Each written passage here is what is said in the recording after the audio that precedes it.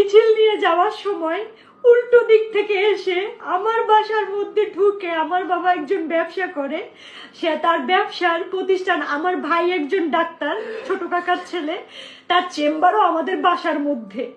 এই চেম্বারের মধ্যে ঢুকে আমাদের পুরো ভাইরা চুইরা কিচ্ছু রাখে নাই, আমার কাকাকে খুঁজতেছিল, আমার ভাইকে খুঁজতেছিল, মানে এরা কোথায়।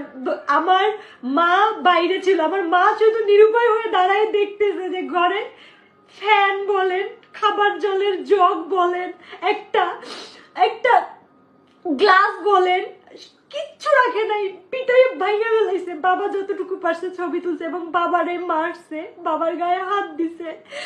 আর আমার ছোট কাকা তো বলাই আছে, আমার ছোট কাকাকে ওরা খুঁজতেছে। মানে আমরা কতটা নিরুপায় আজকের এই ছাত্রদের কারণে। আমরা